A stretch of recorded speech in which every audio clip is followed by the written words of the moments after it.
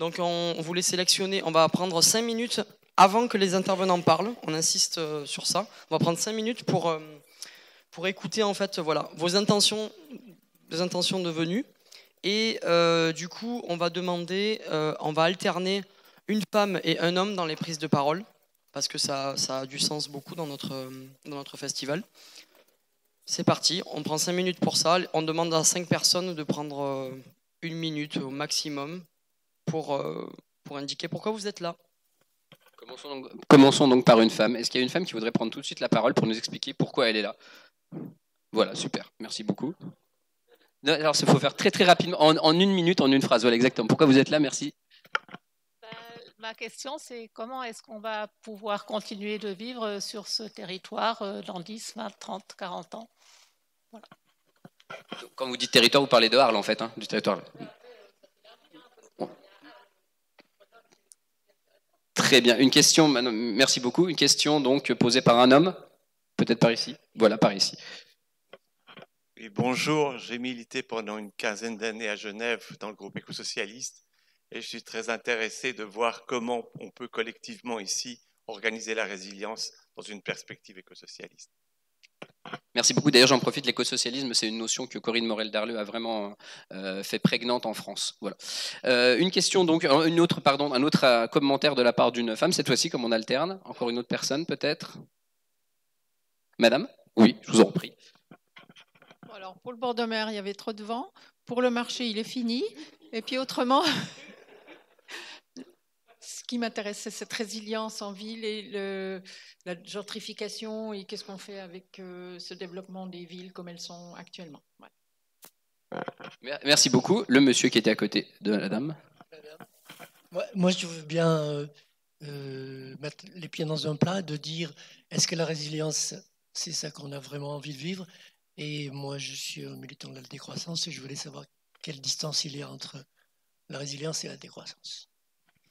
Merci. Eh ben, d'abord, je vous salue toutes et tous et merci du coup d'avoir renoncé au verre en terrasse au bar du marché pour venir participer à ces débats. Merci aussi à toute l'équipe d'organisation d'avoir monté ce festival et puis merci évidemment à Antoine et à Jean d'avoir accepté de venir participer.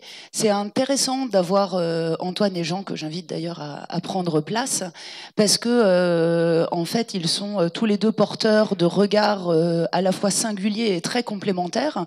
Et c'est aussi ce qui va nous intéresser dans cette table ronde, c'est d'avoir cet effet miroir entre un territoire urbain qui est Grenoble, qui est souvent considéré comme une cuvette industrielle, qui est un territoire aussi qui est entouré de montagnes, qui est, comme on le sait, une municipalité écologiste et de gauche. Donc ça a aussi évidemment un sens dans les débats qui nous animent aujourd'hui, et qui est un territoire très peuplé, densément peuplé, avec des enjeux économiques importants.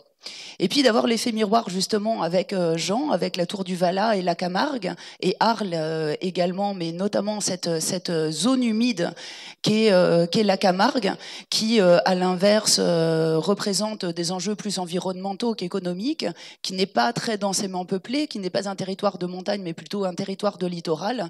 Et donc voilà, d'avoir des allers-retours entre ces deux regards. Donc la manière dont ça va se dérouler, c'est qu'on va avoir une série de questions que je vais poser à Jean et à Antoine. Et puis après chacune de leurs deux réponses, pour tenir le timing de cette table ronde, ce qu'on fera, c'est qu'on prendra là aussi des questions ou des remarques venant de vous. Donc à chaque fois, on se limitera à une femme et un homme pour chaque thématique, pour être sûr de tenir le déroulé, puisqu'il y a d'autres tables rondes et ateliers à venir cet après-midi. Mais comme ça, on aura des petits temps d'échange sur chacune de ces thématiques. Alors la première question, c'est Jean et Antoine de vous donner la parole pour commencer par un bref état des lieux, un rapide descriptif sur justement vos deux territoires respectifs, des effets, s'ils existent, déjà visibles du réchauffement climatique, de l'extinction de la biodiversité, qui pourraient être éventuellement des signes précurseurs de cet effondrement dont il va être question cet après-midi. Merci Corinne, bonjour à tous. Alors oui, il y a des signes précurseurs, mais le problème c'est qu'ils ne sont pas massifs, ils ne sont pas très démonstratifs et parfois ils sont confondants.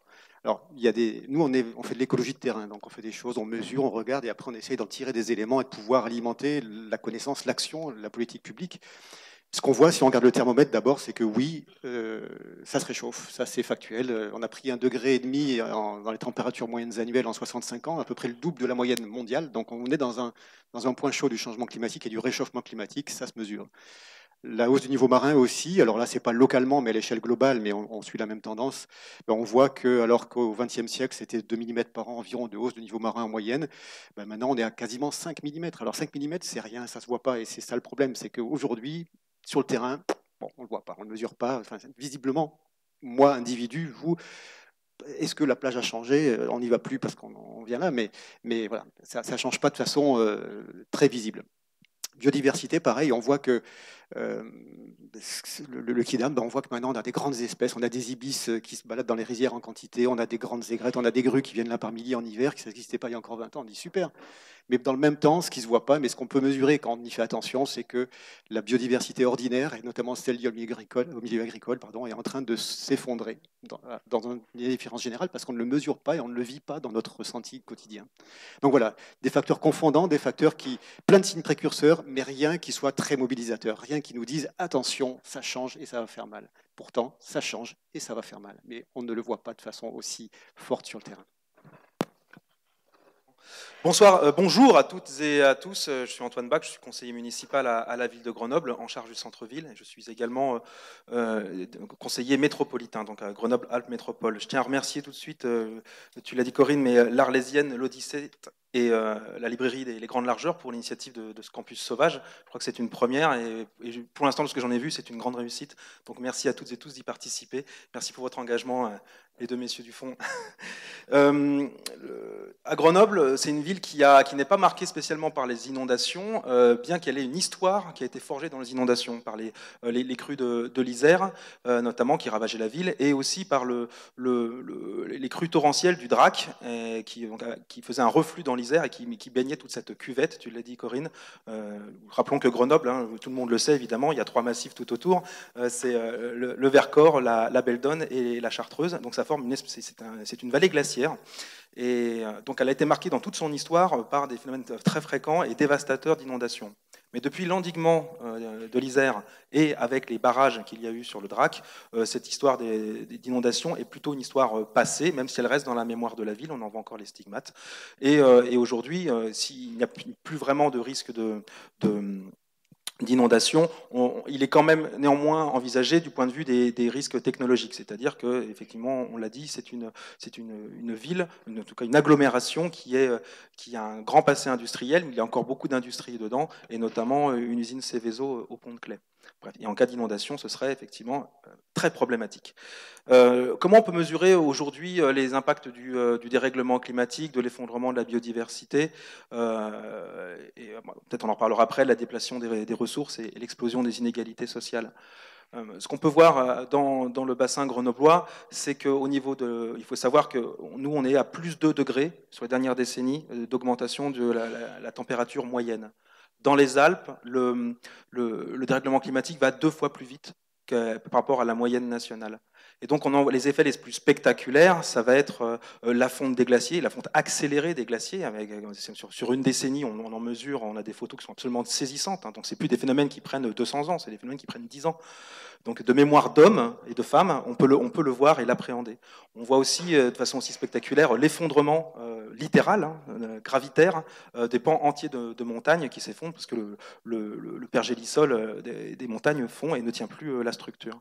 Donc ça, c'est pour les aspects les plus spectaculaires, dans le sens spectaculaire de la chose. Après, il y a des effets qui sont moins visibles, mais qui sont néanmoins très observés. C'est sur la question de la biodiversité, sur l'effondrement de certaines populations de moineaux, sur la disparition de certaines espèces végétales. Il est bien connu parce qu'on a la chance d'avoir à Grenoble tout un ensemble d'associations avec qui la ville et la métropole travaillent depuis longtemps. Il y a aussi une politique zéro phyto qui permet aussi de mesurer aussi, on voit aussi le retour de certaines espèces. Donc les impacts du réchauffement climatique, on peut les mesurer assez bien, voilà, parfois de façon assez triste et parfois de façon plutôt heureuse. Notons aussi la prolifération des punaises et du moustique tigre. Ça aussi, c'est un des effets du réchauffement global. J'aurais tellement de choses à vous dire et je crois qu'il me reste à peine 1 minute 30, donc ça va être compliqué. Non, je vais rester là-dessus, comme ça on gagnera un petit peu de temps sur les autres. Merci. Oui, de toute manière, on va évidemment continuer à approfondir cette question-là, mais on voulait commencer par ce très rapide diagnostic. Donc voilà, le principe, c'est de pouvoir dès maintenant prendre 2 premières réactions paritaires si vous avez une remarque ou une question déjà par rapport à ces premiers propos. Monsieur. Merci. C'est vrai que nous avons connu en décembre 2013 à Arles des inondations catastrophiques avec le Rhône. On a parlé de crues millénales. Oui. Et autrefois, en Camargue, il y avait des bouches du Rhône au nombre de, je crois, 22. Ces bouches ont été comblées au profit du petit et du grand Rhône et on a réalisé les digues que nous connaissons. Et est-ce qu'avec justement ce que M. de Grenoble a souligné, on n'a pas justement le danger au printemps, avec la fusion des glaces combinée avec des crues diluviennes, avec des pluies, pardon, d'avoir encore des submersions au niveau urbain et même au niveau de la Camargue. Voilà. Donc, il y aurait peut-être des réhabilités, c'est une supposition, les bouches anciennes pour que les crues soient écrêtées. Merci. Alors, merci. On reviendra notamment sur cette question de submersion et de comment s'y adapter plus tard dans l'après-midi. Et du coup, on note bien votre remarque. Est-ce qu'il y a une femme qui souhaiterait prendre la parole? Merci. Juste sur justement la chute de biodiversité, une remarque que j'avais lue quelque part et que j'ai observée moi-même. Quand j'étais petite et qu'on était en voiture avec mes parents, il y avait plein d'insectes qui se collaient, qui s'éclataient sur le pare-brise quand on était sur la route. Et aujourd'hui, ça fait un moment que c'est un phénomène qu'on n'observe plus du tout, qui est donc, je pense, assez révélateur et qui s'observe par tout un chacun. Bien, merci. Est-ce que ça appelle des réactions de votre part? Sur cette dernière remarque, alors effectivement sur la submersion, j'y viendrai sur le delta du Rhône, sur la question de l'effet pare-brise, oui, c'est absolument sidérant. Hein. Et alors, ce qui est rassurant, si on peut dire, c'est que parfois, enfin en tout cas en Camargue, par exemple, moi tous les jours je fais en voiture, c'est très vilain, mais j'essaye de... Voilà, j'expie mes péchés par d'autres moyens. Je fais un trajet en voiture, je pars de la zone naturelle, je traverse la zone agricole et je sors de la Camargue. Et notamment dans cette période mai, juin, juillet, ce qui est, surtout si vous roulez le soir, même si vous roulez à une vitesse modérée, l'effet pare-brise, vous tuez quand même beaucoup d'insectes. Et c'est sidérant de voir que quand vous êtes dans l'espace naturel, il y a énormément d'insectes. Et pas que des insectes, vous voyez de la faune, des vertébrés, des reptiles, des amphibiens. Vous rentrez dans la zone très agricole, vous n'en voyez plus. Et sur le pare-brise, il n'y a plus rien. Donc, encore une fois, mon propos n'est pas de fustiger la profession agricole, c'est juste de dire que oui, notre aménagement du territoire est extrêmement destructeur. Et il y a des effets aussi simples et tangibles. Et effectivement, ça, c'est quelque chose que le citoyen, même s'il n'a pas de connaissance naturaliste, peut le vérifier, peut le voir. Et c'est quelque chose, voilà, dans l'espace d'une vie, comme tu disais, en quelques décennies, on voit que ça c'est quelque chose qui change de façon dramatique. Souvent, on n'y fait même pas attention. On se dit, ah ouais, tiens, au fait, quand j'étais petit, on nettoyait le pare-brise tous les jours. Maintenant, on peut faire 3 mois sans le nettoyer. Question. Antoine ? Très rapidement, vous savez qu'à Grenoble, on a une longue culture du vélo qui particulièrement en plus a explosé toutes ces dernières années. Il y avait cette blague qui disait à quoi est-ce qu'on reconnaît un cycliste heureux, c'est au nombre de moucherons collés sur ses dents. Et force est de constater qu'aujourd'hui, les cyclistes heureuses et heureux ont un sourire étincelant, c'est-à-dire qu'on a très peu de moucherons effectivement collés sur les dents. Et au-delà de la blagounette, ce qui est effectivement très préoccupant, c'est notamment sur la question des insectes pollinisateurs et leur disparition, leur effondrement. Alors la chance qu'on a sur l'agglomération grenobloise, c'est que sur la commune de Grenoble, on a une politique zéro phyto qui a été commencée déjà dans le passé, qui a plus de 10 ans. Et on a aussi une politique d'implantation de ruches un petit peu partout, que ce soit sur les toits des immeubles, sur les flancs de la Bastille, qui était un des coteaux, qui permet justement de faire revenir des insectes. Bon, mais du coup, la question des insectes, il y a aussi le moustique tigre qui est très préoccupant chez nous, et donc il y a aussi toute une politique de création de nichoirs à moineaux et aussi à chauves-souris, qui ont le bon goût d'être d'excellents prédateurs du moustique. Merci. Donc, effectivement, on voit que à la fois, il y a des effets qui sont plus de l'ordre encore du signal faible, mais qui commence quand même à être visible dans notre région, puisque moi je suis originaire de la Drôme. On peut aussi citer la sécheresse, les épisodes de sécheresse, et notamment cette image qui a beaucoup marqué les esprits, qui est l'image du lac d'Annecy à sec, comme on ne l'avait jamais vu, et qui a beaucoup marqué les consciences. Et donc, voilà, il commence à y avoir une prise de conscience par rapport à ça, mais effectivement, comme tu le disais, Jean, les effets sont encore difficilement palpables et du coup, difficilement mobilisateurs. Il n'y a pas un moment T où tout d'un coup, il se passe quelque chose qui provoque vraiment une prise de conscience massive. En revanche, il y a de plus en plus de scénarios de prospective scientifique, notamment, qui nous donnent des projections sur l'avenir. Je sais, Antoine, qu'à Grenoble, vous avez notamment commandé une étude, un scénario comme ça de prospective sur l'état de Grenoble, notamment d'un point de vue climatique en 2050. Et ce qui m'intéresserait là, c'est, Antoine, de savoir comment ça se passe au sein de la municipalité, comment ça se passe quand on est élu par rapport à la population, qu'on est détenteur d'informations assez anxiogènes sur ce scénario. Par exemple, il indique qu'on va passer à Grenoble de 3 à 43 jours de canicule d'ici 2050. Alors, faut-il dire ou non cette vérité abrupte à la population? Comment ça se passe pour vous sur cette question-là à la mairie de Grenoble? Alors, effectivement, la question de la prospective, elle est cruciale. Elle est cruciale. Si on ne sait pas où on va, si on ne sait pas le monde dans lequel on évolue, en fait, on ne peut pas prévoir. Et si on ne peut pas prévoir, on dit souvent gouverner, c'est prévoir, mais en fait, on ne pourra pas faire de la bonne gouvernance. Cette étude, on l'a commandée en 2016, et donc c'est un cabinet Tech Conseil qui est basé à Marseille qui l'a réalisé. Vous en trouverez quelques exemplaires d'ailleurs par ici, c'est une brochure verte que j'ai laissée ici. Et donc effectivement, on a il y a différentes données, dont celle-ci, qui est peut-être la plus anxiogène, même si les autres sont aussi compliquées, notamment sur les questions d'épisodes pluviométriques intenses et qui risquent aussi de faire de lessiver les sols. Enfin, il y a pas mal de choses qui sont un petit peu compliquées. Et donc, quand on a eu ces informations-là en interne, c'était commandé par la commune de Grenoble et pas la métropole, et qui concerne de fait pas seulement la commune, mais tout le bassin grenoblois. La question s'est posée, qu'est-ce qu'on en fait? Parce que nous, ça va, on est les décideurs, en tout cas jusqu'en 2020, après les Grenoblois décideront. Mais qu'est-ce qu'on en fait? Est-ce qu'on le diffuse? Est-ce qu'on le garde pour nous? Voilà, est-ce qu'on en fait un document strictement technique? Est-ce qu'on s'en sert comme une base politique de discussion avec la population? Et le parti qui a été pris, c'est effectivement de le rendre public. Alors sous une forme de brochure, qui est peut-être moins aride à lire qu'un document de recherche scientifique. Mais voilà, on a pris le parti effectivement de la diffuser sous forme numérique, sous forme imprimée, comme vous en avez quelques exemplaires ici, et puis d'en parler. Besoin d'en parler, et aussi pour structurer aussi tous les choix d'aménagement qu'on fait aussi sur la ville de Grenoble, et notamment la question de la plantation massive d'arbres. On a un objectif de planter 5000 arbres d'ici à 2020.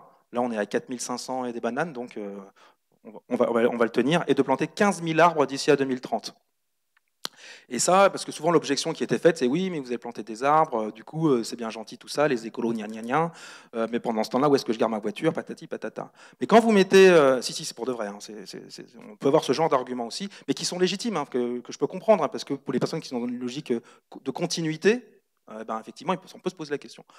Et quand on explique aux gens qu'effectivement on va passer de 3 jours pendant lesquels la température moyenne ne descend pas en dessous de 35 degrés, Donc voilà, ça peut être, même quand c'est 34, c'est insupportable, hein, mais en dessous de 35 degrés pendant 3 jours à température moyenne, hein, donc la nuit compris. Hein.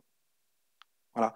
Et à Grenoble, les épisodes de chaleur sont assez intenses. On va passer de 3 jours, ce qui est déjà insupportable pour beaucoup de gens, à 43 jours. Là, tout de suite, ça fait tilt. Là, ça fait tilt, et effectivement, on, avec plein de guillemets, comprend mieux pourquoi il est absolument rigoureusement nécessaire de faire de la plantation massive d'arbres pour lutter contre les îlots de chaleur urbains. C'est la première chose. On travaille aussi pour créer des îlots de fraîcheur urbains, donc des endroits où... parce que l'idée, c'est... On pourrait se dire, oui, mais du coup, on n'a qu'à équiper toute la ville de climatiseurs partout, avec du coup la dépense énergétique qui va bien derrière. Donc non, ce n'est pas une bonne idée, effectivement, parce que traiter la question climatique uniquement du point de vue technologique, ça veut dire faire une fuite en avant dans la consommation énergétique. Or, la consommation énergétique, si on fait un tout petit peu de prospective, on peut se douter qu'on va avoir des gros problèmes d'approvisionnement énergétique, ou en tout cas des fluctuations, voire des ruptures brutales. Donc on ne peut pas tout baser sur la technologie. Donc il faut qu'on travaille autrement l'urbanisme pour créer des îlots de fraîcheur urbains où on puisse se retrouver collectivement pour affronter la chaleur et on puisse avoir des activités où les anciens et les minots puissent s'ébrouiller, pardonnez-moi l'expression, mais voilà, où on puisse faire du lien entre les gens et qu'on ne soit pas tous cloisonnés, uniquement les plus riches qui pourraient avoir un système de climatisation individuelle. Ça passe aussi... ça pose des questions ici du point de vue de la production agricole. Parce que des températures qui sont énormes comme ça veut dire, n'importe quel agriculteur le sait, il n'a pas besoin de sortir d'AgroParisTech pour ça, mais ça veut dire une baisse des rendements agricoles. Ça veut dire du stress hydrique. Et ça pose des questions d'alimentation. Voilà. Actuellement, la métropole de Grenoble est autosuffisante en alimentation pour 2% de sa population. Donc si on a des baisses de rendements agricoles, voilà, ça va tout de suite toucher les 98 autres %. Voilà, donc on est obligé de penser cela. Et donc la question climatique a des ramifications dans l'énergie, dans l'alimentation, dans la justice sociale aussi, dans le fait qu'on puisse profiter aussi de richesses sociales partagées et non pas qu'on soit tous renvoyés à notre sphère individuelle. Alors, voilà la petite brochure en question et on en a quelques exemplaires que vous pouvez consulter, voire emporter.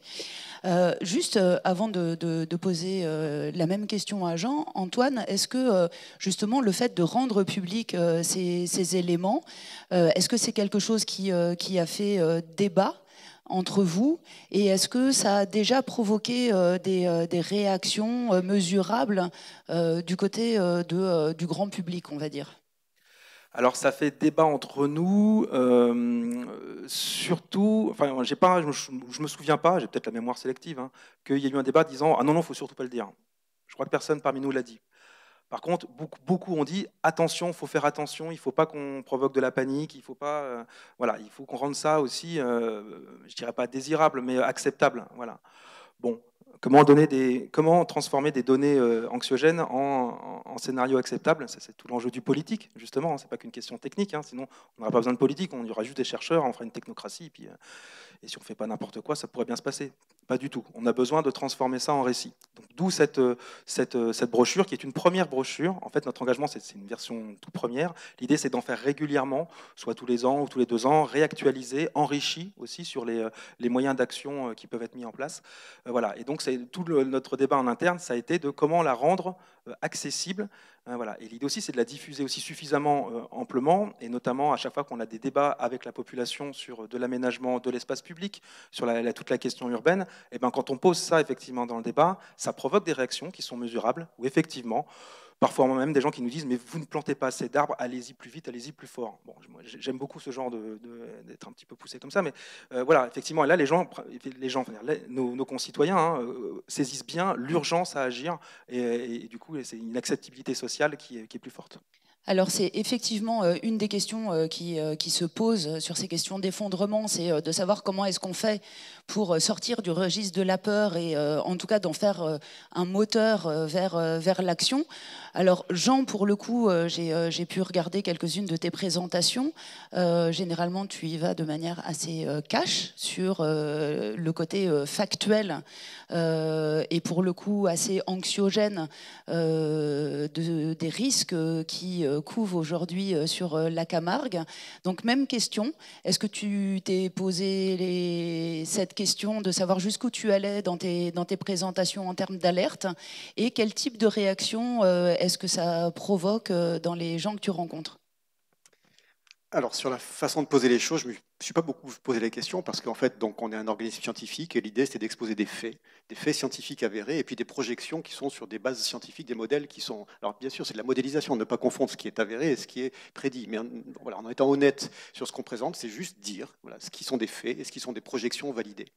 Et à partir de là, c'est voir la réaction d'une part et puis pas s'arrêter là, dire qu'est-ce qu'on peut promettre derrière, qu'est-ce qu'on peut faire ensemble derrière. Parce qu'effectivement, tout ce que j'ai à dire, c'est pas très sympathique, c'est pas des bonnes nouvelles, c'est plutôt anxiogène. Et effectivement, ça peut avoir un effet très bloquant. Et donc, la première fois où je me suis exprimé dans ce registre, vraiment, j'y allais pour voir. Et en me disant, aussi bien, je vais ressortir couvert de goudron et de plumes, mais bon, on va voir. De fait, c'est plutôt bien passé, mais parce que je pense aussi les gens qui étaient là étaient venus... Enfin, c'était pas forcément...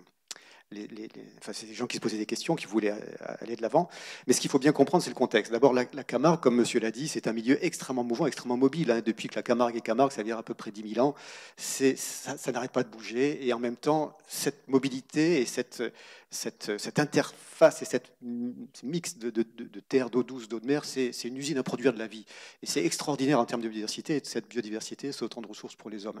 Et donc, les hommes, depuis des millénaires, sont dans à la fois une double dynamique d'attraction pour toutes ces ressources qui sont extraordinaires et qui sont à profusion et à portée de main, et en même temps une répulsion pour des milieux qui sont extrêmement inhospitaliers, complètement mobiles, où du jour au lendemain, nos cultures vont être ruinées par inondation, une submersion marine, etc. etc. 1856 intervient une inondation massive de la Camargue, qui est la première catastrophe naturelle médiatique, où Napoléon III descend ici, constater les dégâts et dit « je délie les cordons de la bourse ». 13 ans après, la Camargue était complètement endiguée sur ses trois faces.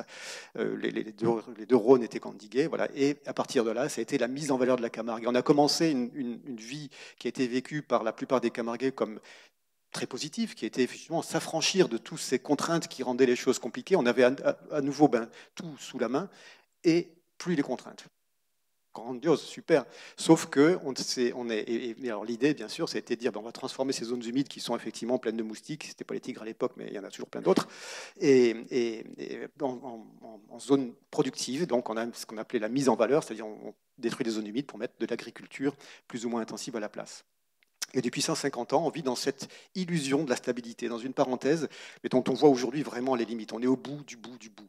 Et il va falloir qu'on change de modèle, sauf que tout le monde, en tout cas ce qu'on entend du terrain, la revendication spontanée, pas quand on va questionner les gens, mais quand on écoute ce qui sort du terrain par les représentants des agriculteurs et d'autres, c'est rien ne doit bouger. Faites, démerdez-vous comme vous voulez, mais faites que rien ne bouge, que le trait de côte ne bouge pas, qu'on continue à faire. Mon grand-père faisait ça ici, mon petit-fils doit faire la même chose et c'est pas négociable. Sauf que ça, personne ne peut le promettre. Et donc tout l'enjeu, c'est d'engager ce changement. Donc notre position, puisque en fait, ce qu'on constate, c'est que en Camargue, il y a une forme de, je ne sais pas s'il faut l'appeler de l'omerta, en tout cas, personne ne porte de message pour dire les gars, ça change, ça va changer et allons-y.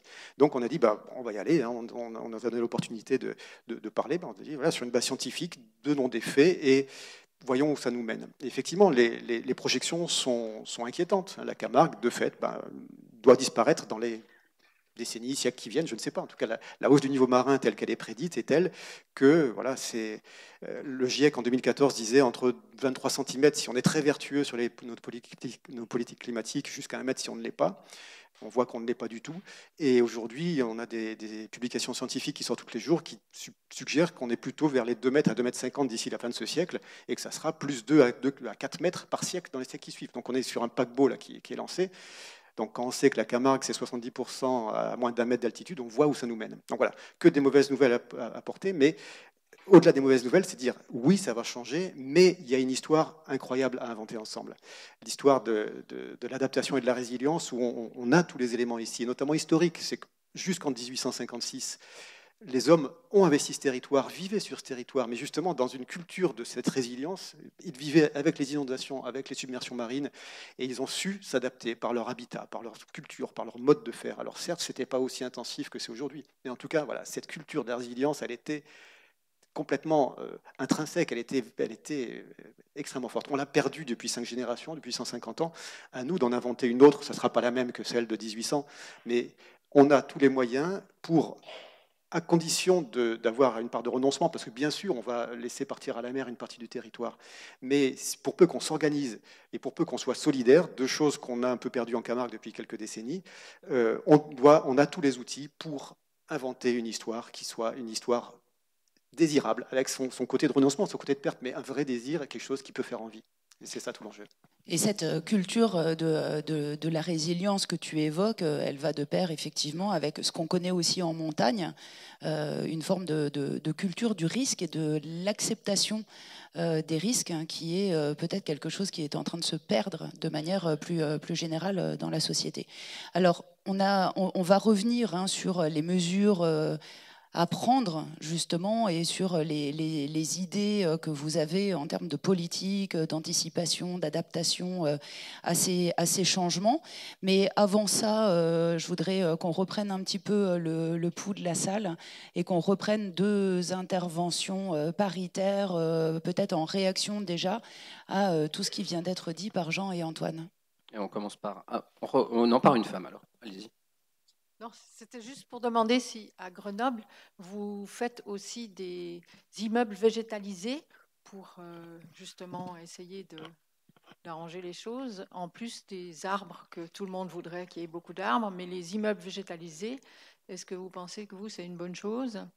Et puis, pour vous parliez de canicule, on voit dans les petites rues de Arles, les rues sont souvent faites comme des couloirs qui prennent le Mistral d'une certaine façon. Et dans ces petites rues, vous avez toujours un courant qui passe. Et justement, quand je parlais d'urbanisme, il y avait des idées comme ça avant pour faire face au phénomène. Monsieur Jalbert, vous avez parlé de changer de modèle. Je crois que c'est quelque chose qui est dans notre esprit à tous, là. Pour changer de modèle, il faut du temps, de l'énergie et de l'argent. Or, comme nous ne sommes pas, le monde n'est pas une économie libérale, nous savons tous que ces trois données, temps, énergie et argent, sont limitées. Donc, quand on commence à creuser l'effondrement, les catastrophes, ce que le changement climatique va nous apporter, on se pose toujours la question de savoir sur quoi il faut mettre la priorité, l'accent en priorité. Est-ce que c'est le déplacement? Est-ce qu'il faut limiter comment on appelle ça, les gaz fossiles, enfin les énergies fossiles? Est-ce qu'il faut mettre des panneaux photovoltaïques partout? On se pose la question des déplacements, du transport. Est-ce qu'il faut limiter les voitures? Est-ce qu'il faut mettre des voitures électriques? Et on se rend compte que ce sont des pistes qui mènent à tout simplement continuer la même chose, mais par d'autres moyens. Et on aboutit, me semble-t-il, enfin pour ma part en tout cas, à la question qui est pour moi vraiment la plus inquiétante, c'est qu'est-ce qu'on va manger demain? À 5 ans, à 10 ans, à 15 ans, qu'est-ce qu'on va manger? Réellement, vous avez commencé à l'aborder en parlant de température, de canicule. Les décroissants ont commencé à creuser le modèle en disant bon, si on a peu d'énergie, peu de transport, les villes ne sont pas du tout adaptées, mais pas du tout adaptées à la situation, des mégapoles en particulier. Donc je termine. Les décroissants parlaient de pôle urbain de 5000 habitants. Ce serait l'idéal pour pouvoir avoir des champs autour. Or, à Arles, aujourd'hui, on est en train de parler de bétonner encore des zones agricoles. Alors c'est parfait parce que justement à la fois sur la question de l'alimentation et sur la question de la végétalisation des immeubles ou d'autres mesures d'adaptation, c'est un peu le sujet de la séquence d'après, puisque du coup on a évoqué l'aspect état des lieux avec le diagnostic. On a évoqué aussi un peu les scénarios de prospective et du coup qu'est-ce qu'on en fait avec ça, notamment en termes de communication et d'alerte aux populations. On pourra bien sûr revenir sur ces éléments-là, mais du coup, une fois qu'on a tous ces éléments-là, la question c'est que faire, comme toujours. Et du coup, j'avais envie de vous entendre tous les deux. Alors, Antoine, sur Grenoble, tu as commencé à évoquer déjà un certain nombre de mesures qui sont prises sur le plan zéro phyto ou sur les plantations d'arbres pour amener des îlots de fraîcheur. sur justement cette question de l'alimentation, qui est effectivement une question clé, puisque pour le coup, on dépend tous de l'alimentation pour vivre, pour survivre. Et c'est un des facteurs de risque qui est souvent mentionné dans les scénarios d'effondrement, c'est la rupture d'approvisionnement alimentaire. Là, on est très loin du scénario idéal de la cité de 5000 habitants avec des champs autour à Grenoble. Quelles sont les mesures qui sont prises ou qui pourraient être prises à l'avenir pour justement anticiper ces risques de rupture d'approvisionnement alimentaire en cas d'effondrement? Alors, c'est intéressant justement de mettre la mise en... Je répondrai à vos questions aussi, parce que j'essaierai de les placer au fur et à mesure. Le comparer effectivement au territoire d'Arles et de Grenoble. Arles, c'est environ, vous me corrigez si je dis des grosses bêtises, ou même des petites, c'est environ 52 000 habitants sur 738 km². Okay. Grenoble, c'est 160 000 habitants sur 18 km². Donc la densité n'a absolument rien à voir. Ça, c'est pour la commune de Grenoble. Mais Grenoble, c'est au cœur d'une métropole de 450 000 habitants et qui est au cœur d'une zone urbaine, donc on considère les petits territoires urbanisés autour, de 700 000 habitants. Du coup, la question, autant Grenoble, alors je pourrais vous parler effectivement aussi des questions énergétiques, parce qu'on et hydriques, de l'eau. On est présence d'eau à Grenoble, on a une relative autosuffisance en eau potentielle sur Grenoble, même avec la fonte des glaciers et tout ça, on a quand même loin à venir.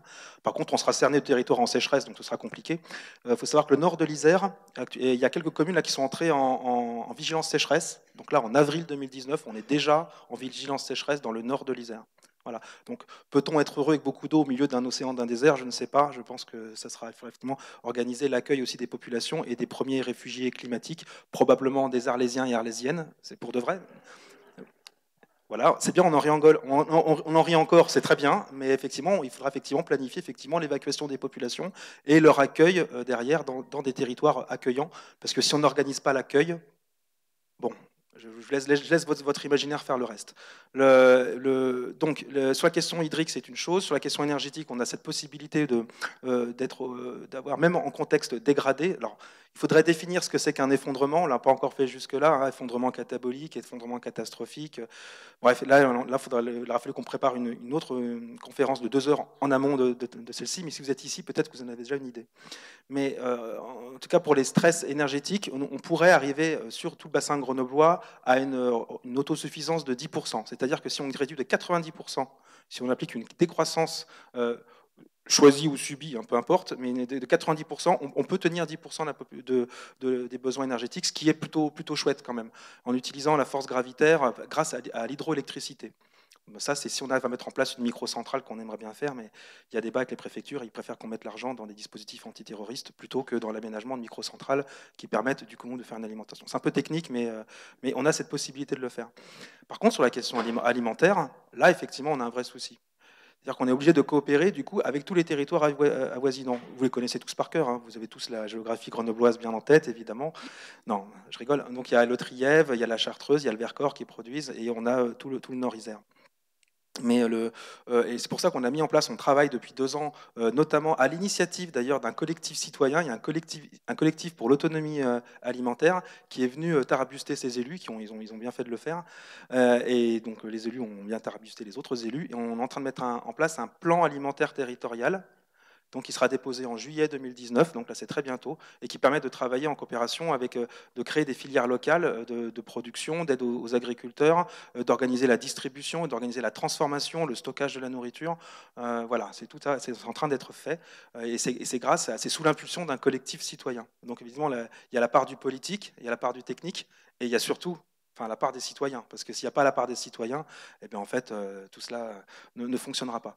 Donc voilà, sur la question alimentaire, c'est ça qui est actuellement fait. Il y a aussi un gros soutien à l'agriculture urbaine, qui ne résout pas tout, bien entendu, mais qui permet de faire des tampons aussi en cas de rupture d'approvisionnement alimentaire ou en cas de mauvaise récolte. Et donc ça, c'est un gros développement qui est fait. Et ça se traduit aussi notamment dans les documents planificateurs d'urbanisme, donc le PLUI, le plan local d'urbanisme intercommunal, qui prévoit effectivement une forte augmentation des surfaces en pleine terre, Voilà, c'est important parce que c'est pas simplement des toitures végétalisées avec 5 cm de terre pour faire une espèce de, je sais plus le terme du végétal vert, quoi. C'est vraiment pour pouvoir produire donc des arbres, des fruitiers, pourquoi pas un petit peu de céréales, des lentilles, des légumineuses. Voilà. Et donc ça, c'est dans les documents d'urbanisme. C'est voilà, c'est une volonté politique de le traduire. Ça veut dire aussi réduire le grignotage des terres agricoles. Alors ça aurait été moi seulement, ça aurait été l'arrêt, voire la reconquête de terres agricoles, mais ça va être l'étape d'après. On est déjà à la réduction du grignotage des terres agricoles, ce qui est déjà un grand pas. Ça peut sembler tellement dérisoire du point de vue citoyen, mais du point de vue politique, c'est déjà un grand pas parce qu'il y a aussi des intérêts, il y a beaucoup d'intérêts fonciers dans l'histoire, notamment aussi des grands propriétaires agricoles qui aiment bien aussi revendre leurs terres aux promoteurs et qui ont l'oreille compatissante de certains maires locaux. Bon, donc il y a un changement culturel à faire. Voilà à peu près pour l'enjeu alimentaire. Bien sûr, on ne pourra pas viser l'autosuffisance alimentaire de la métropole, on sera obligé de coopérer avec les territoires voisins, et ça, c'est plutôt une bonne nouvelle. Alors Jean, évidemment, en Camargue, les choses, la question se pose de manière très différente, mais pour autant, elle se pose aussi, puisque là, c'est surtout le risque de submersion que tu évoquais tout à l'heure, des risques aussi de remontée de sel qui diminuent les rendements agricoles. Alors même question, c'est quoi les stratégies d'adaptation? Est-ce qu'on va se mettre à la riziculture en Camargue? Qu'est-ce qui est envisagé aujourd'hui? On s'est mis à la riziculture en Camargue depuis 70 ans et il y a une forte demande pour maintenir ça, pour amener l'eau douce. Mais effectivement, cette mise en regard de Grenoble et de la Camargue et d'Arles est intéressante et notamment Arles, c'est effectivement l'inverse de Grenoble, c'est-à-dire un noyau urbain puis un vaste territoire rural et avec, à mon sens, encore pas assez de connexion, pas assez de synergie, une trop forte opposition entre le pôle urbain et le rural, entre l'agricole et l'environnemental. Et là, il y a vraiment des choses à jouer et qu'il va falloir tisser dans les années qui viennent. Sur le risque de submersion, oui, on l'a vu, c'est un risque avéré, on lutte contre, mais à mon avis, pas avec les bons outils aujourd'hui. C'est-à-dire qu'on est encore sur le renforcement des digues, tenir là où l'on tenait jusqu'à présent. Et il va falloir changer d'outils. Mais le problème, c'est qu'on est désemparé. Aujourd'hui, les outils n'existent pas. Les outils, la panoplie qu'on a, c'est une panoplie fixiste, où on attribue tous nos outils d'aménagement des territoires, alloue une vocation à un territoire. Et puis là, c'est urbain, là, c'est agricole, là, c'est espace boisé. Et ça y est pour longtemps. Et en tout cas, les boucles de rétroaction, en tout cas la reconversion de l'urbain vers l'agricole, ça n'existe pas. Et c'est ça qu'il va falloir inventer. C'est comment est-ce qu'on peut avoir une gestion adaptative, dynamique d'un territoire, aussi vaste que celui de la Camargue et de la ville d'Arles et au-delà. Et notamment, il y a un outil qui est très apprécié par les environnementalistes, qui est la loi littorale, qui a permis en tout cas de sanctuariser les 100 mètres, la bande des 100 mètres dans laquelle on ne peut pas construire. Mais sur un terrain comme la Camargue, aussi mouvant, 100 mètres, ça ne veut rien dire. Le littoral n'est pas un trait de côte sur une carte, c'est un espace mouvant sur lequel on peut gagner 20 mètres ou perdre 20 mètres en une année. Et donc, ce qu'on préconise, nous, alors c'est un concept, c'est pas un outil, mais en tout cas, c'est ne plus réfléchir sur la base de la bande des 100 mètres, mais la bande des 100 ans. Nous dire où pourrait être, sur la base des prospectives qu'on a faites par des scientifiques, des modélisateurs, où pourrait être le littoral dans les pires des scénarios dans 100 ans, et puis on prend un peu de marge et on dit, voilà, ça c'est l'enveloppe dans laquelle on va réfléchir ensemble, et on va se dire comment est-ce que, étape par étape, on peut accompagner ce phénomène, puisqu'encore une fois, la dynamique est lancée, et vouloir s'y confronter, la contraindre, ça sera un échec. En tout cas, notre technologie, certes, peut faire des miracles, mais souvent, on confond, en tout cas il faut bien faire la distinction de ce qui procède de la solution et ce qui procède du problème, et on voit que souvent la technologie crée plus de problèmes qu'elle n'y répond. Donc les deux réponses conceptuelles, c'est voilà, réfléchissons à la bande des 100 ans, 2, faisons confiance à la nature, et disons que justement face à ces limites en termes d'énergie, en termes de finances, etc., notre plus grande aide, c'est la nature. On lutte contre elle depuis des siècles, depuis des millénaires peut-être, et avec beaucoup d'efficacité depuis la révolution industrielle.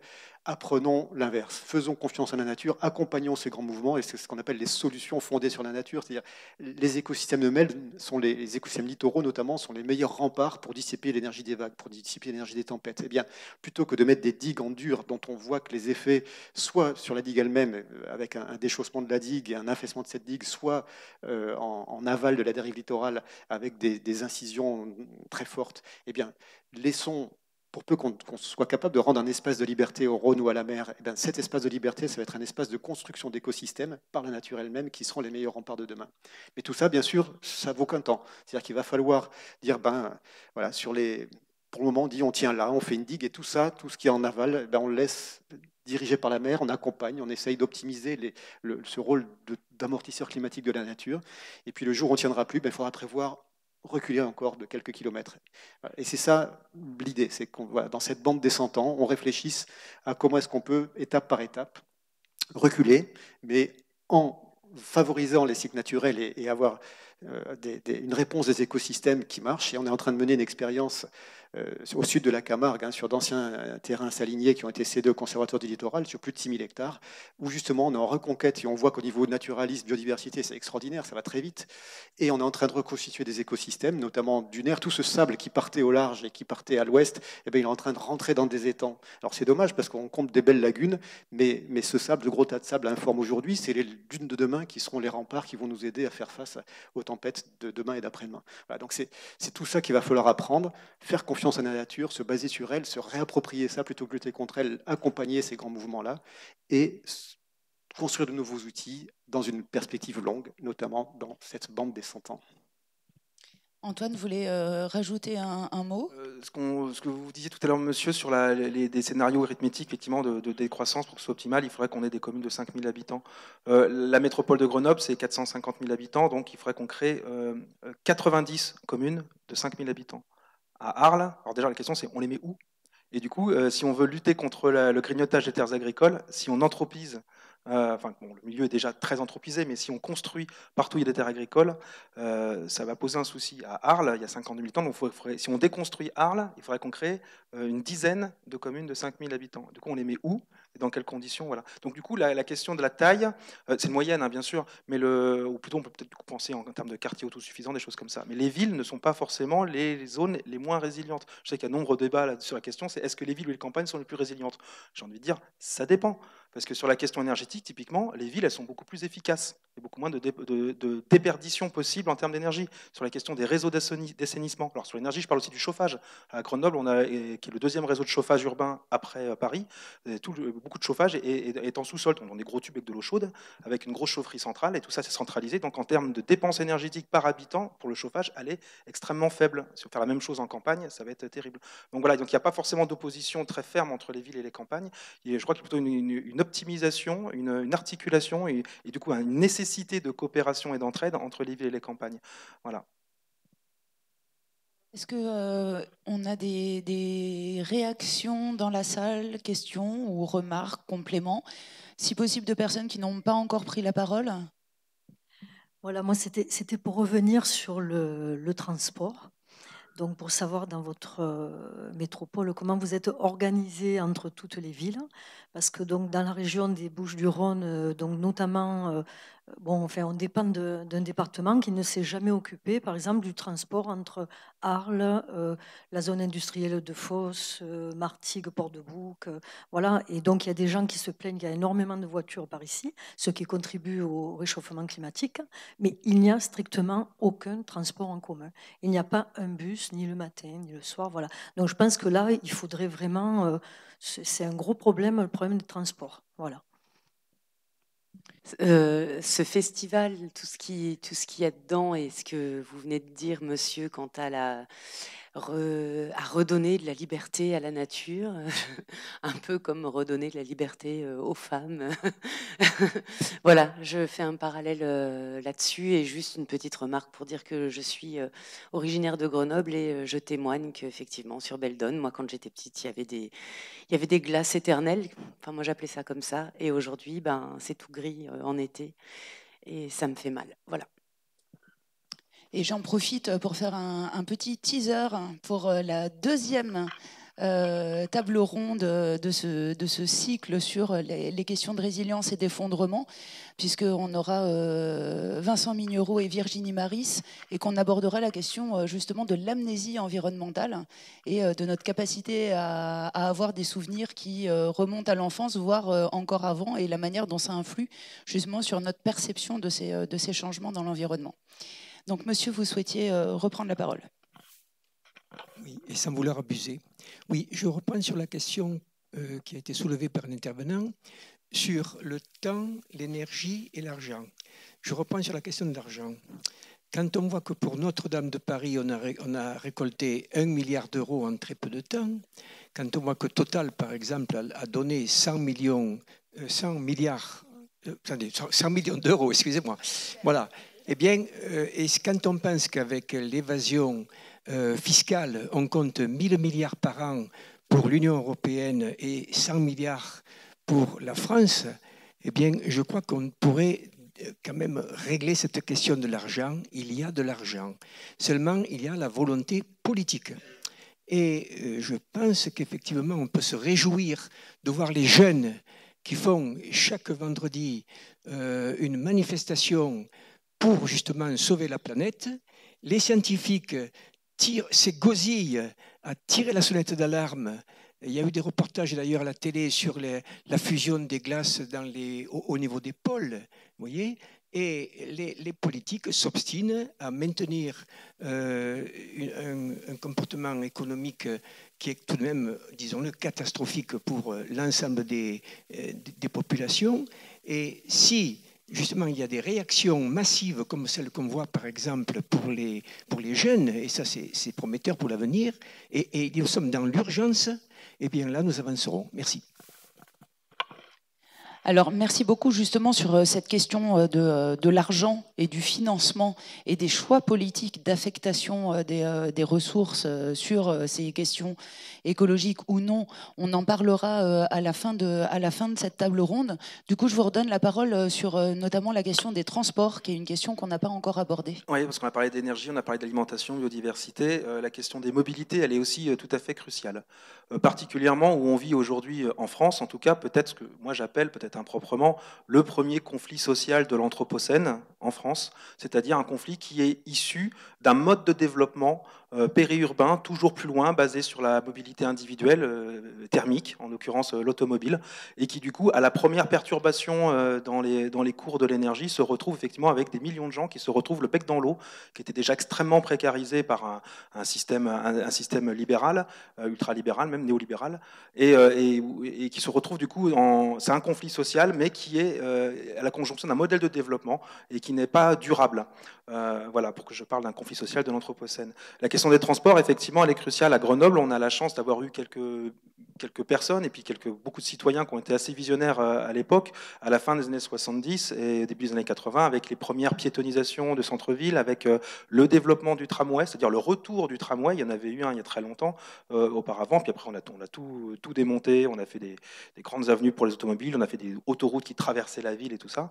Et maintenant, on est vraiment dans un reflux du tout automobile pour revenir à des formes beaucoup plus douces, collectives de transport. Le développement aussi, une forte incitation à la pratique cyclable. Là, on a une explosion de la pratique cyclable à Grenoble. On a déjà beaucoup de cyclistes. Alors là, maintenant, je crois qu'on va se tirer la bourre avec Copenhague, hein, si on continue pas. Si on continue. Mais là, on est la deuxième ville après Strasbourg en termes de vélo taf. Donc les personnes qui quotidiennement, le nombre de travailleurs qui quotidiennement prennent le vélo pour se rendre à leur travail et en revenir. À Strasbourg, c'est 15%, à Grenoble, c'est 14%. Donc notre enjeu, c'est de dépasser Strasbourg. Voilà, enfin, c'est pas la compétition, c'est de l'émulation. Voilà, vraiment, il y a une volonté politique qui se traduit notamment aussi dans le plan de déplacement urbain qui vient d'être voté là, par le SNTC, le syndicat mixte des transports en commun de l'agglomération grenobloise et la métropole, qui prévoit notamment aussi donc, le développement, qu'on continue dans le tram, dans les lignes de bus, effectivement. Alors ça exige aussi des adaptations dans la ville, c'est-à-dire qu'il y a des endroits où en fait, on ne fait plus passer les voitures, et on fait des voies express vélo qui traversent toute l'agglomération. Et puis, on fait aussi des voies sécurisées, des voies en site propre pour les bus, pour qu'ils soient plus nombreux, ponctuels, parce qu'un transport commun c'est bien, mais s'il est tout le temps en retard ou qu'on peut voir les correspondances, ça ne sert pas à grand-chose. Donc, il faut que ce soit ponctuel, qu'il y ait peu d'attente. Et là, c'est intéressant aussi pour les questions en termes de tranquillité, en termes de convivialité des transports en commun, et aussi pour que des personnes qui peuvent se sentir en insécurité le soient de moins en moins. Voilà, je pense notamment au public féminin.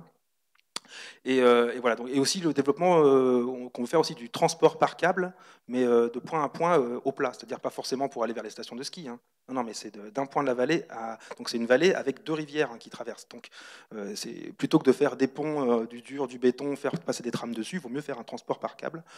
C'est peut-être plus efficace en termes énergétiques, et en termes de ponctualité, et puis ça évite de défigurer le paysage et d'anthropiser encore un peu plus des milieux naturels. Voilà, donc les transports, les mobilités, c'est un véritable enjeu. Hein. Ce n'est pas que juste un rêve de techniciens et d'ingénieurs. Il y a un véritable enjeu social et d'adaptation au dérèglement climatique dans la question des mobilités. Peut-être dire, moi aussi je suis grenoblois d'origine et c'est vrai que je me rappelle petit, descendu à ski depuis le Vercors jusqu'à Grenoble et je pense que ça fait bien des années que ça ne peut plus se faire.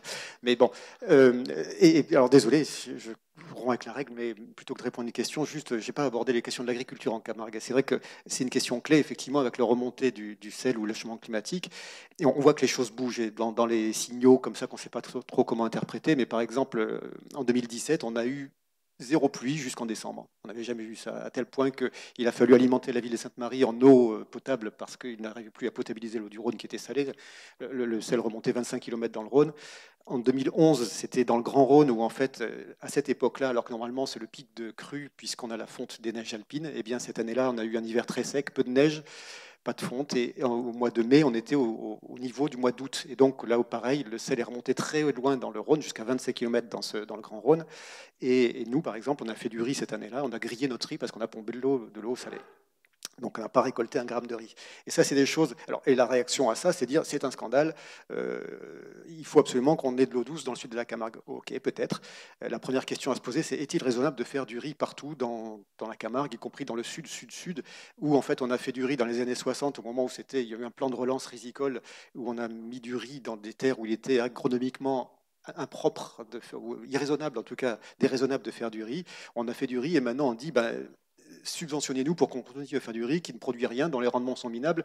Mais voilà, donc il faudrait se poser la question, est-ce que c'est raisonnable d'engager l'argent public pour faire du riz dans un endroit dans lequel agronomiquement et écologiquement, c'est pas sa place. L'autre question, c'est même dans des terres hautes, enfin, ce qu'on appelle hautes en Camargue, c'est quelques décimètres plus haut, hein, mais là où on peut faire du riz de façon raisonnable, mais dans le sud de la Camargue, si effectivement, au fil des ans, le Rhône et toutes les prédictions, hein, tous les modèles, et ce que tu vois dans ta région, c'est les glaciers. Encore récemment, je crois qu'il est des modèles disent d'ici 2100, 90% des glaciers alpins auront disparu.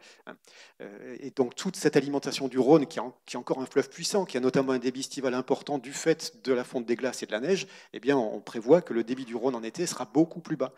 Pourra-t-on pomper de l'eau douce dans le Rhône pour alimenter les rizières? Vraie question. Et du coup, faut-il engager des grands travaux pour faire venir de l'eau douce plus en amont pour éviter que l'eau qui remonte le Rhône jusqu'à plus de 25 km vienne... Voilà. Donc ça, c'est des questions clés sur lesquelles aujourd'hui on n'a pas les bonnes réponses parce qu'on ne se pose pas les bonnes questions. On est toujours dans une approche trop court-termiste à vouloir maintenir les usages du moment avec les mêmes outils. Donc voilà, là, il va falloir qu'on apprenne de la même façon à se mettre tous autour de la table, faire des projections lointaines et trouver un modèle agricole. Encore une fois, on a des terres très riches, on a cette mosaïque de milieux urbains, agricoles et naturels. C'est un atout extraordinaire. Autre atout, c'est que, et j'arrête là parce que je suis trop long, mais notre histoire, et notamment depuis qu'on vit cette parenthèse, depuis que la Camargue est endiguée, les agriculteurs eux-mêmes ont montré leur capacité d'adaptation extraordinaire. On a eu notamment 3 vocations agricoles complètement différentes au cours de ces 150 années. D'abord, suite à la crise du phylloxéra qui a décimé la vigne française, et bien ici, parce qu'on pouvait inonder les vignes en hiver, on a fait du vin, qui était mauvais, certes, mais en le coupant avec le vin algérien, on arrivait à le boire. Mais en tout cas, la vocation de la Camargue a été viticole, et ça a été la richesse de la Camargue à cette époque-là. Quand on a pu regreffer sur des vignes américaines, ben voilà, la qualité du vin camarguais n'a pas su résister à la compétition, donc oui, ça a été le mouton. Et la Camargue a été ovine à 100%, et la richesse de la Camargue a été le mouton. Et puis, quand le Commonwealth a importé les moutons néo-zélandais, ça s'est cassé la gueule et ça a été le riz. On a connu la Camargue agricole. Et aujourd'hui, on est dans une phase d'incertitude où le riz n'est plus aussi rentable. En tout cas, les subventions européennes directes à la culture du riz sont moins importantes. Du coup, on rebat les cartes. Et oui, c'est une menace, mais en même temps, c'est une opportunité. Moi, je vois plutôt sur le côté opportunité, dans la mesure où le champ des possibles s'est réouvert. Pour être rentable économiquement, on n'est pas obligé de faire du riz année après année. Et j'arrête là parce qu'on me le signale. Merci beaucoup. Et du coup, ce discours qui est quand même rempli aussi d'espoir, d'optimisme et de dire que finalement l'effondrement d'une certaine manière peut aussi être une opportunité et une métamorphose, m'amène à vous proposer une série de questions. C'est pour ça que vous avez des petits cartons normalement avec vous. Oui, alors oui, non, recto verso. Et du coup, je me propose, puis c'est une manière de vous réveiller aussi pour la fin de la table ronde, de vous poser une série de questions qui sont des questions quiz. Alors évidemment, c'est toujours compliqué de répondre par oui ou par non. Et vous allez voir, c'est en plus des questions sur lesquelles il n'est pas facile de répondre par oui ou par non que je vais vous poser. Mais essayer de jouer le jeu, ça nous permet aussi d'avoir voilà, un peu un aperçu, un panorama. Je ne sais pas si vous êtes un échantillon très représentatif de la population française, mais en tout cas au moins du public de ce festival Campus Sauvage. Alors, du coup, ça va être un peu frustrant comme exercice, puisque ça ne donnera pas lieu à débat. Mais la première question que je voudrais vous poser, c'est: la technologie peut-elle nous sauver ? On a un peu abordé cette question-là. Ok, alors là, pour le coup, c'est quand même assez unanime. Et donc très intéressant sur la tonalité, effectivement, du public de Campus Sauvage. Merci. Deuxième question. Va-t-on vers un effondrement ?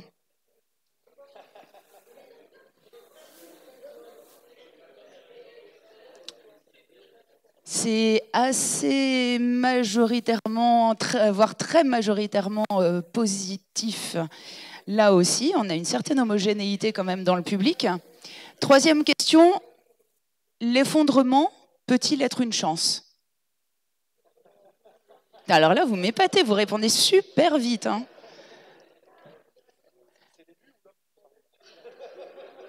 C'est assez majoritairement oui, avec peut-être un peu plus de nuances que sur les deux questions précédentes. Encore une, peut-on encore parler de catastrophe naturelle ? J'ai un nom qui part du cœur, là, dans la salle. Beaucoup de noms, on va dire plutôt majoritairement, mais ouais, à nuancer. Et dernière question avant qu'on aille vers la conclusion de cette table ronde, faut-il une révolution ? Alors là, franchement, nous avons un public absolument sur mesure pour ce premier festival Campus Sauvage. Merci de votre participation. On va vers la conclusion de cette table ronde avec une question qui a été abordée par monsieur tout à l'heure, qui est la question du financement. Puisque là, on a évoqué pas mal de choses sur de la production de veille et d'expertise scientifique, sur des questions d'ingénierie territoriale, si quelqu'un sait ce que ça veut dire. Mais en tout cas, on a évoqué ça.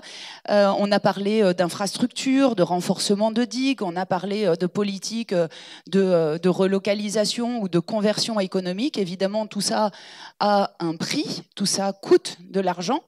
Et une des questions qui se pose, c'est de savoir qui va payer et de se demander aussi qui doit payer, au-delà de qui va payer ou qui paye déjà actuellement. Et c'est une question qui nous intéresse à aborder en conclusion de cette table ronde, d'abord parce qu'elle fait la transition vers la table ronde qui démarrera à 16h, où ces questions-là vont être abordées, et puis parce que justement, Jean et Antoine, vous êtes tous les deux issus de deux structures très différentes, où la question du financement se pose de manière différente, avec la Tour du Valat qui est une structure de droit privé Et puis la municipalité de Grenoble, qui est une collectivité territoriale publique, qui dépend donc des dotations de l'État. Dans des périodes de restrictions budgétaires comme on les connaît, on sait que c'est un frein à la mise en place d'un certain nombre de politiques publiques.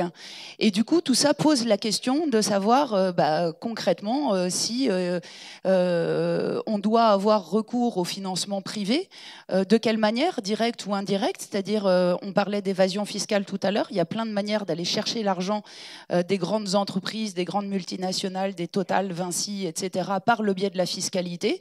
Mais il y a aussi d'autres manières pour ces entreprises de participer par le biais du mécénat, par exemple. Donc, est-ce qu'il faut avoir recours à ces financements privés? Dans quel type de cadre? On imagine bien que tant qu'il s'agit de financer la préservation des flamants roses, toutes ces entreprises vont être très contentes de mettre la main à la poche. Mais que s'il s'agit par contre de financer l'arrêt des énergies fossiles, ça va être plus compliqué.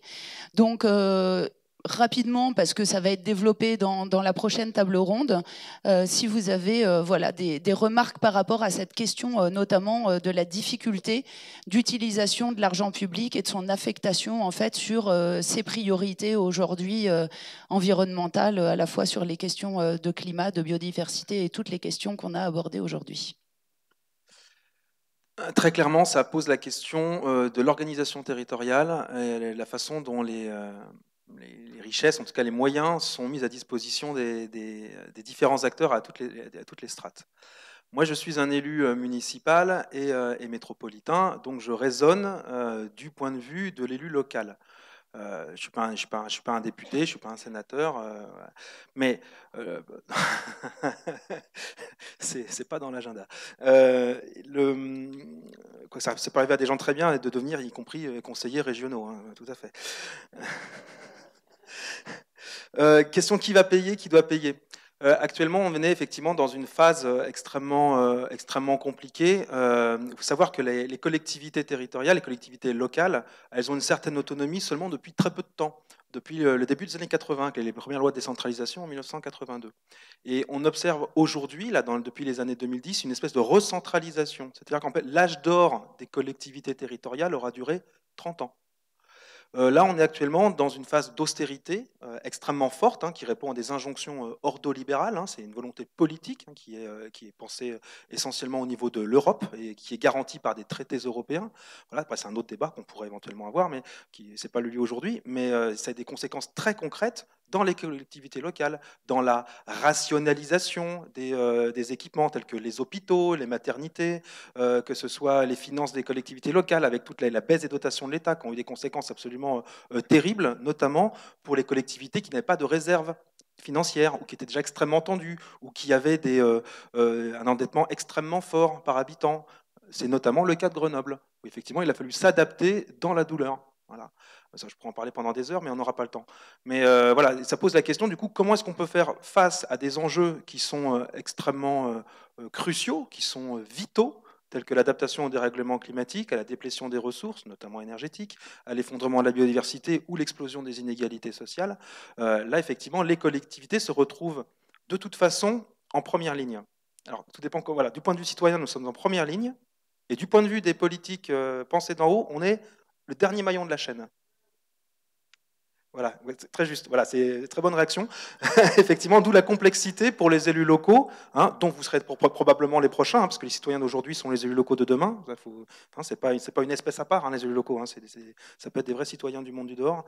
Et donc, toute cette difficulté, effectivement, c'est de s'adapter. Donc, du coup, soit on raisonne encore dans un schéma qui est déjà obsolète, tel que l'État nous file suffisamment d'argent, ou les impôts locaux, qui sont en train d'être supprimés au passage, qui sont censés être compensés progressivement par l'État, compensés un jour, je ne sais pas s'ils seront compensés toujours.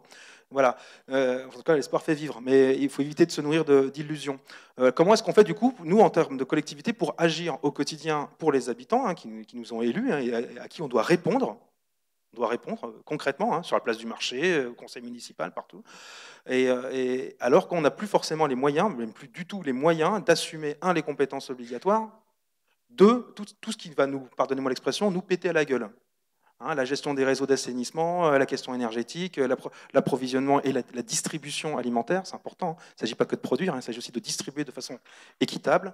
Et tout s'effondre, même mon carnet. Et j'en ai plus besoin, merci, gentil. Voilà.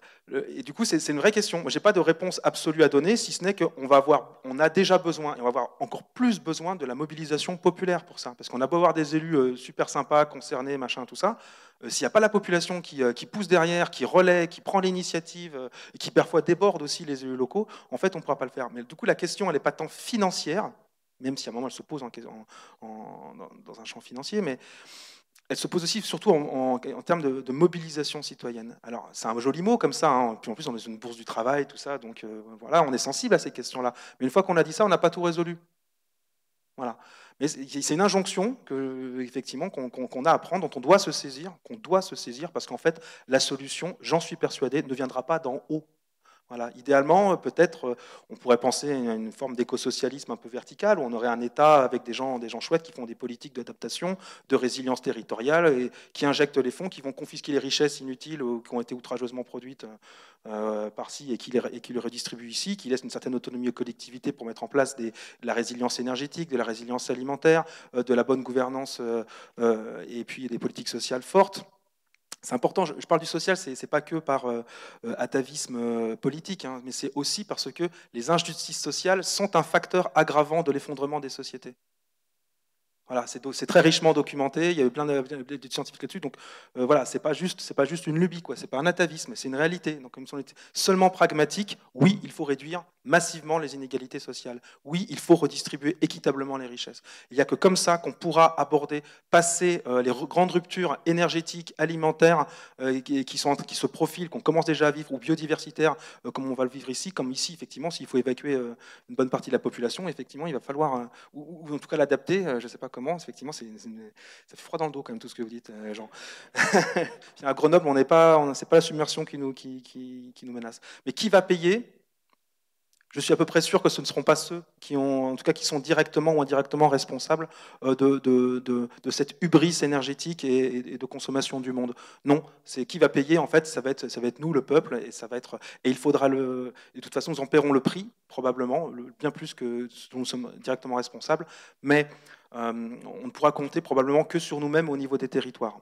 J'aimerais qu'il y ait un État qui vienne et qui soit proactif sur ces questions de résilience et d'adaptation. Je constate que ça n'est pas le cas.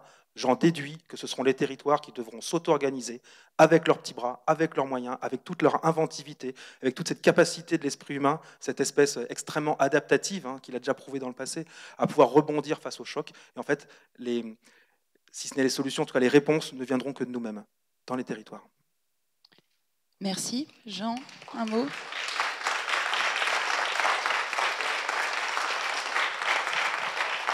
Oui.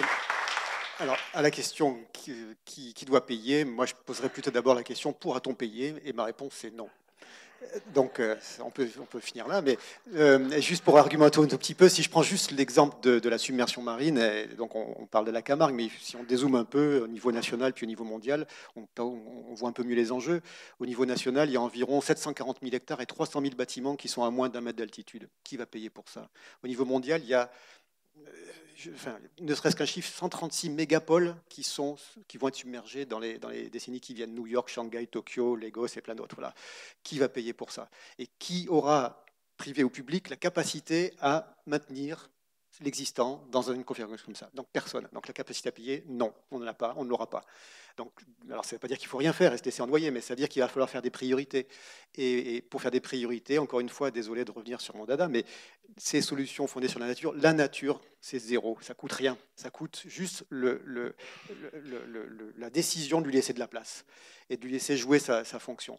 Donc, prenons ces décisions, laissons-lui cet espace de liberté où elle peut fonctionner. On sait que plus elle est fonctionnelle, plus elle nous rend des services de toute nature, à la fois sur notre bien-être, sur des ressources dont on bénéficie, sur la santé, etc. etc.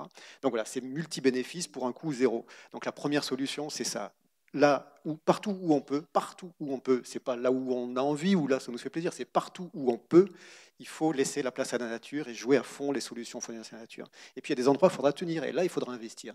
La question c'est comment, et alors là, moi j'ai pas la réponse, mais notamment encore une fois sur cette question littorale et de submersion, il y a une mission d'inspection entre l'inspection générale de l'administration, des finances et du développement durable qui viendra dans un rapport qui préconise de mettre en place un fonds d'adaptation à la recomposition littorale, dont l'alimentation, est-ce que c'est des droits de mutation des communes littorales, est-ce que voilà, il y a des spéculations et pour le moment rien d'abouti. Ce qu'il faut voir, c'est qu'en tout cas les assurances ne prennent pas en compte le risque de submersion littorale, ça n'est pas assimilé à une catastrophe naturelle, donc tout ça, ça sort du droit ou des outils qu'on a aujourd'hui, donc tout reste inventé. Mais et moi j'adhère complètement à la conclusion d'Antoine, c'est oui certes il va falloir attendre un peu que la puissance publique fasse des choses, soit à niveau national, soit à niveau supranational, soit à niveau local, mais c'est d'abord au niveau des territoires, au niveau des citoyens. Et encore une fois, c'est cette prise de conscience sur où on en est, qu'est-ce qui nous est promis, et à partir de là, les réponses sont dans nos mains. Et n'attendons pas d'avoir une manne qui tombe du ciel, elle n'arrivera pas de toute façon. Et c'est bien à nous de nous prendre en charge pour trouver les bonnes réponses, qu'elles soient financières, techniques, et puis surtout humaines, justement, de créer du lien, trouver des relations, de la synergie, recréer de la solidarité là où elle a disparu. Je pense que c'est surtout là-dedans que la réponse doit se tenir. Pardon.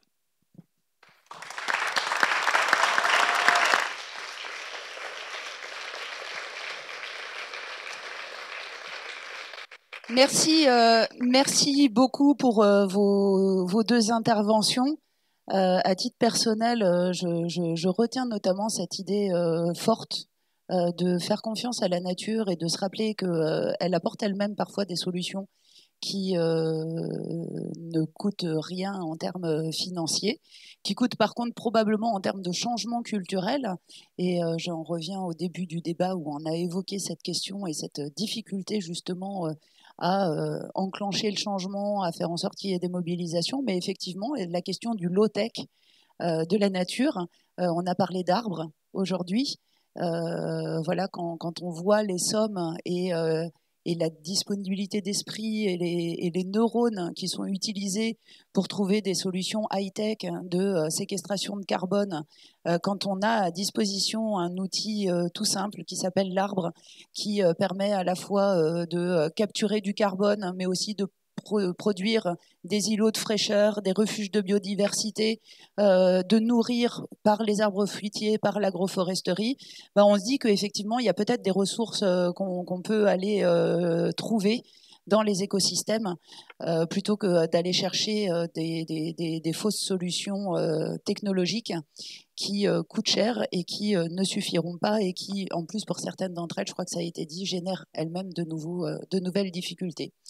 Sur ces questions, en tout cas, d'articulation entre le niveau local, le niveau étatique, entre le public, le privé, quel type de gouvernance au niveau des villes, je vous invite à rester dans le coin puisque la prochaine table ronde à 16h aura pour terme justement gouverner la ville entre pouvoir public et puissance privée, quelle vie citoyenne imaginer.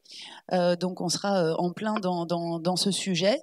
Et puis pour poursuivre sur les questions de résilience, d'effondrement, etc., je vous donne pour ma part rendez-vous à nouveau à 18h30, où nous serons donc avec Vincent Mignereau et Virginie Maris pour parler de perspectives scientifiques et systémiques sur ces effondrements à venir et continuer à approfondir le sujet.